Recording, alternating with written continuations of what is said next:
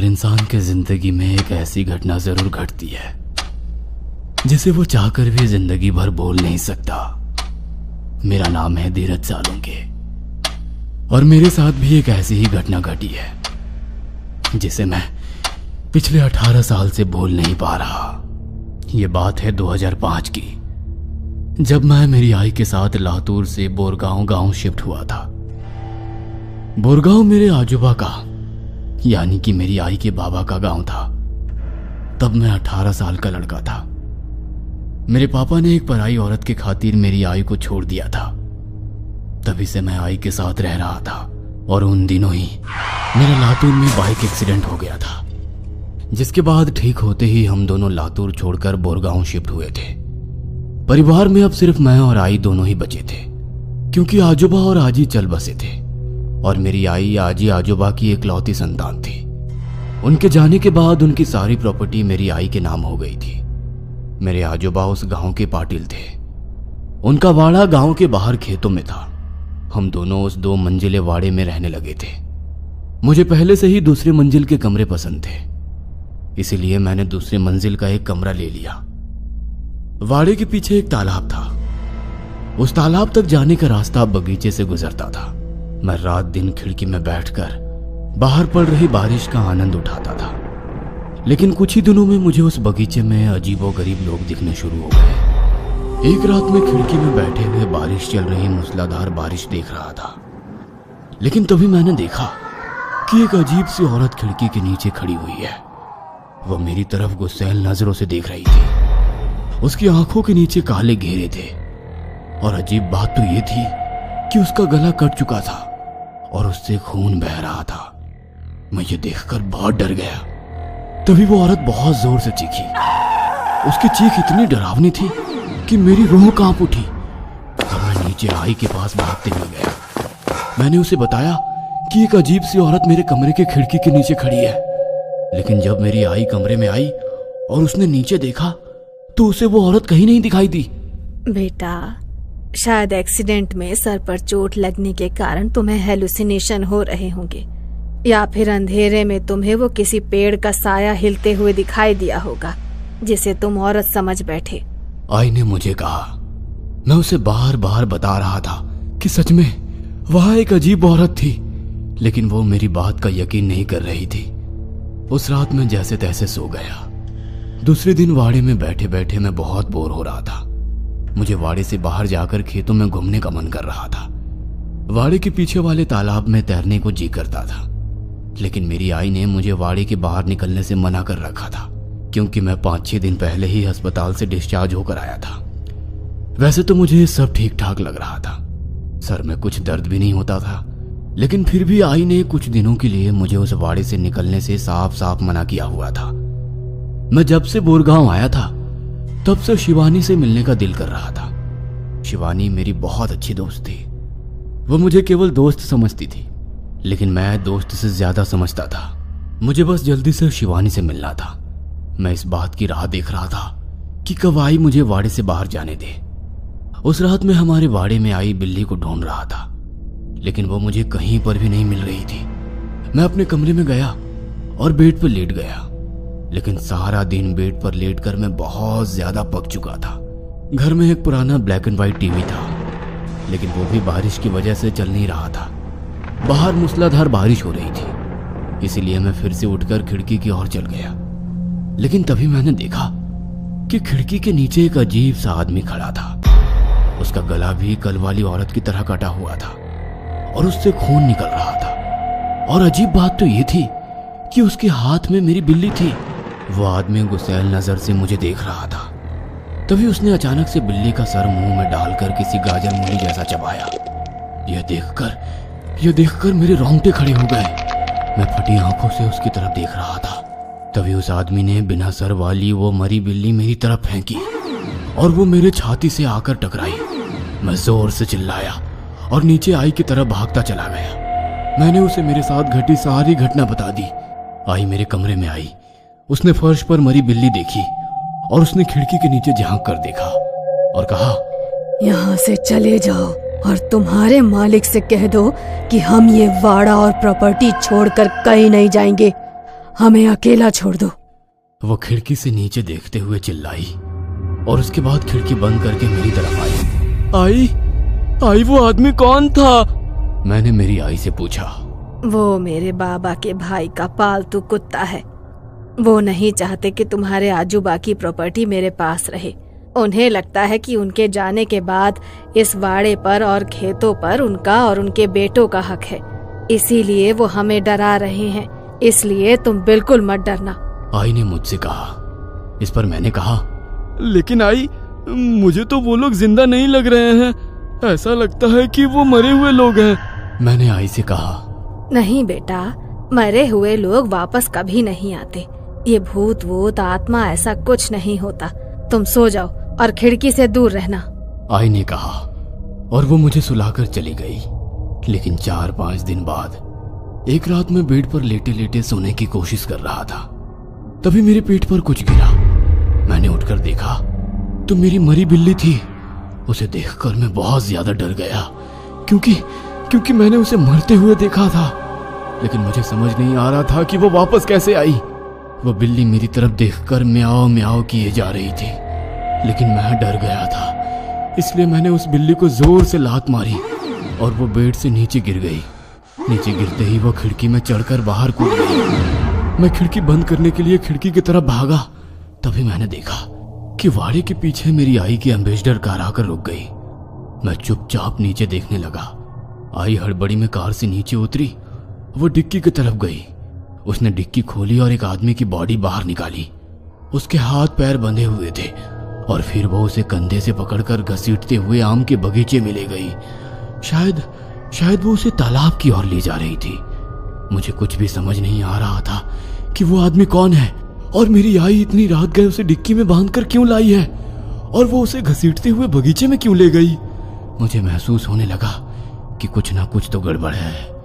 इसीलिए मैंने चुपचाप आई का पीछा करते हुए वो क्या करने जा रही है ये देखने का फैसला किया और इतने दिनों में पहली बार वाड़े से बाहर निकला। मैं चुपचाप से उसी रास्ते से तालाब तक पहुंच गया। मैंने एक पेड़ के पीछे से देखा कि तालाब के किनारे एक अग्नि जल रही थी। आई ने उस आदमी को एक लकड़ी के पिटारे के सामने लेटा दिया था और वो कुछ मंत्रों का जाप कर रही थी। वो मंत्र और आई की आवाज बहुत ही डरावने लग रहे थे। तभी आई ने बगल में पूजा किया हुआ चाकू उठाया और दोनों हाथों से पकड़कर वो चाकू उस आदमी के गले में घोंप दिया और फिर बड़ी आसानी से उसे घुमाकर उसका गला काटा। उसके बाद उसने गले से निकलता खून उसने एक कटोरे में भर लिया। वो आदमी तड़प रहा था, लेकिन बंधे होने के कारण हिल भी नहीं पा रहा था। और उसके बाद आई ने वो खून पिटारे के ऊपर बने एक छेद में डालना शुरू कर दिया। यह सब देखकर मेरी आंखें फटी की फटी रह गई थी। मुझे मेरी आंखों पर विश्वास नहीं हो रहा था कि मेरी आई ने अभी अभी एक आदमी की बलि दी है। उसके बाद आई ने वो लाश नाव में डाल दी और एक पत्थर से उस लाश को बांधकर तालाब के बीचों बीच फेंक दी। मैं ये सब पेड़ के पीछे से देख रहा था कि तभी आई ने मेरी तरफ देखा। मैं जल्दी से पेड़ के पीछे छिप गया। कुछ देर बिताने के बाद मैंने तालाब की ओर देखा तो आई वहां से गायब हो गई थी। तभी मुझे मेरे पीछे से पैरों की आवाज सुनाई दी। मैंने मुड़कर देखा तो मेरे पीछे आई खड़ी थी, जो बहुत ही डरावनी दिख रही थी।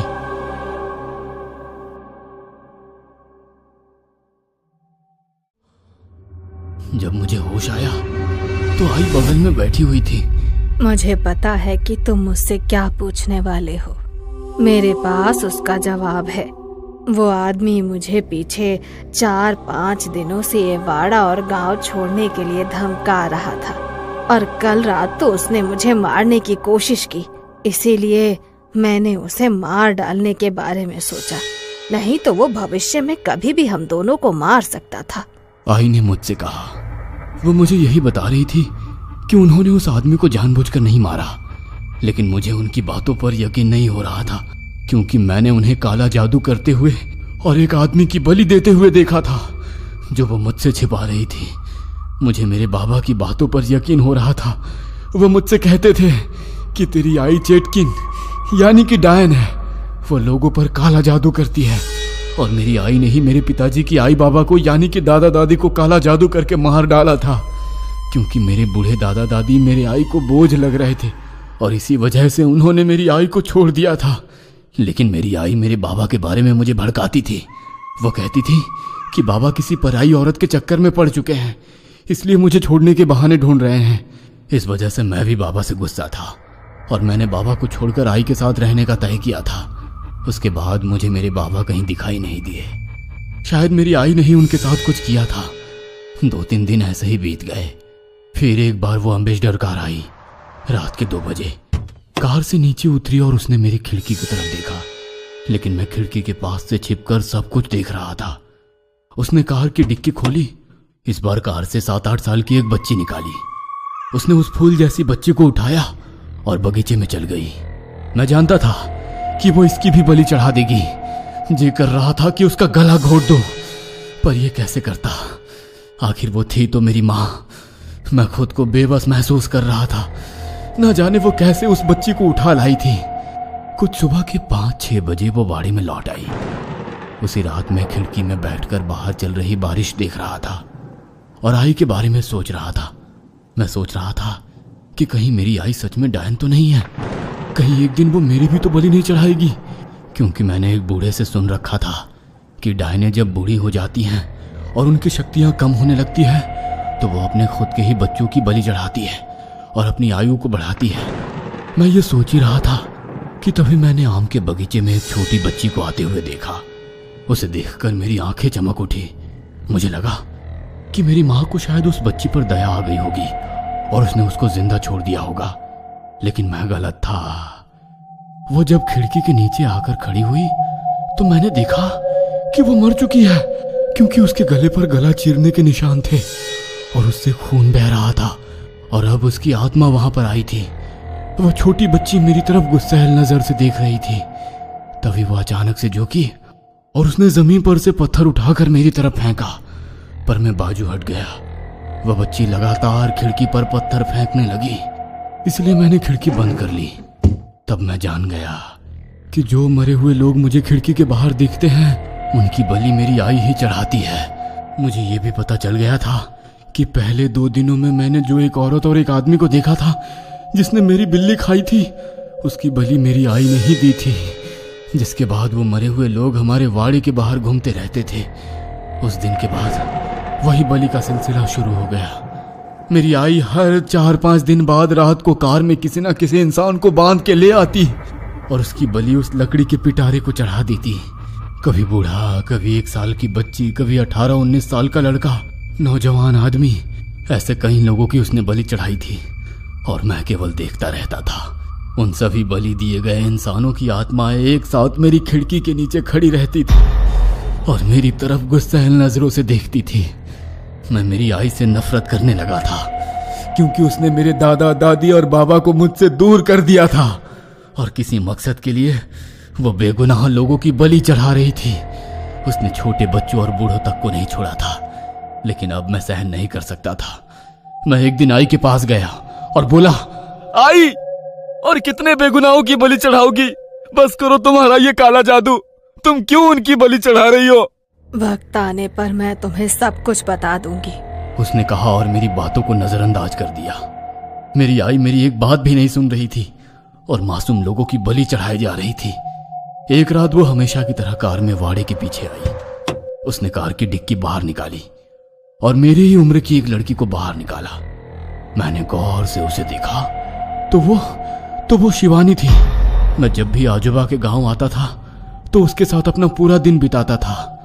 खैर, अजीब तो ये था कि वह आज शिवानी की बलि चढ़ाने वाली थी।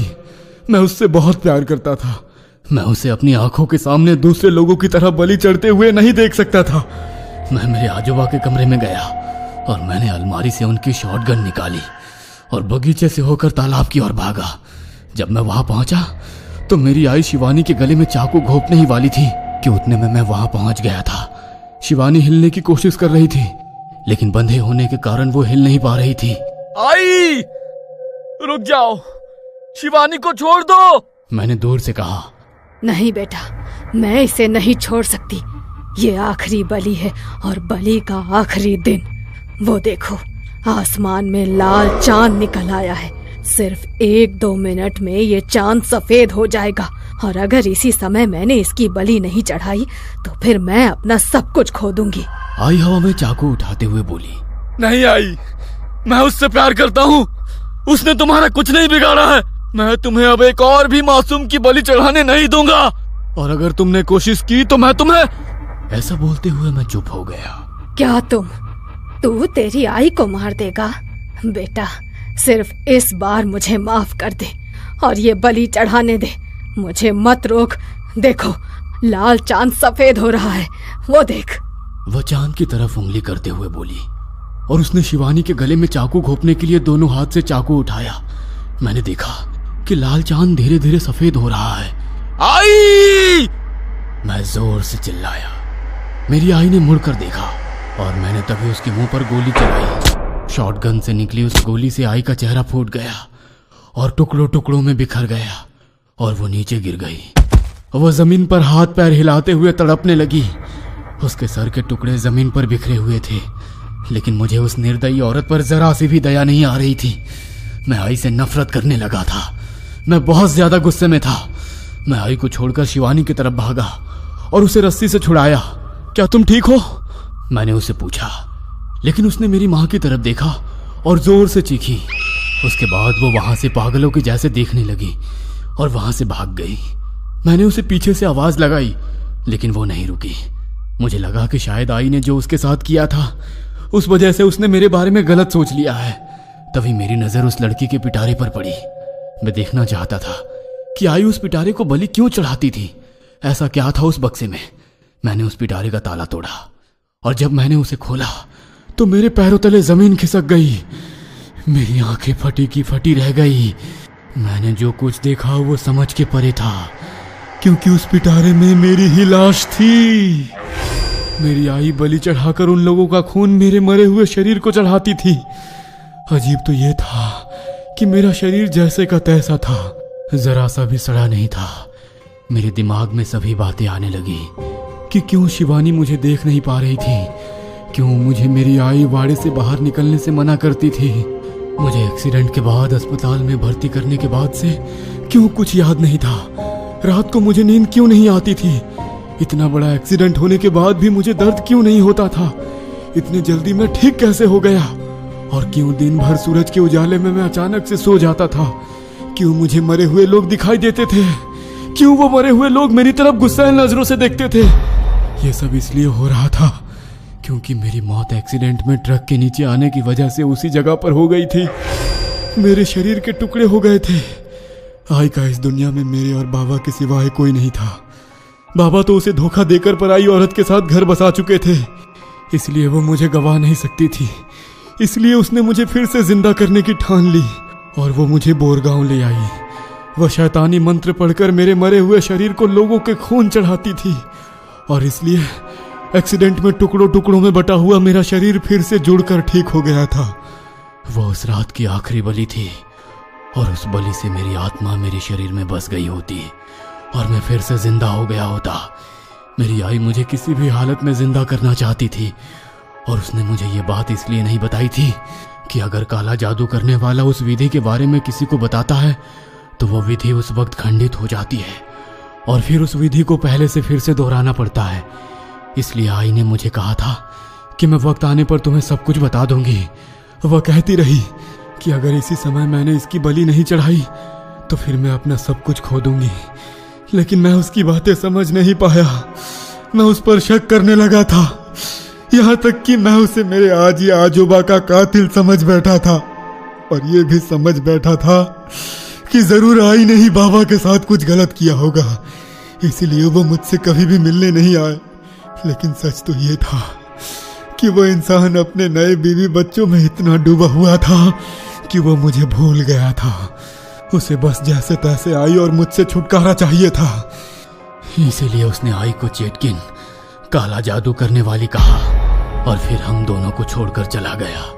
मेरी आंखों में आंसू आ गए और मैं रो पड़ा, क्योंकि जिस आई को मैं डायन समझता था वो असल में मेरे लिए देवी थी। वह बस मुझे जिंदा करना चाहती थी और मैं उस पे बेमतलब गुस्सा करता रहा। एक लड़की के खातिर मैंने खुद की ही माँ को मार डाला। उसके सर के टुकड़े कर दिए। मेरी वजह से मेरी आई मारी गई। मैं ही उसका खूनी हूं और ये हादसा मुझसे बुलाया नहीं जा रहा है कि मैं ही आई का कातिल हूं। अब मैं उस दिन से ही मेरी आई के साथ इस वाड़े में रहता हूँ। हमारी आत्माएं यहीं भटकती है।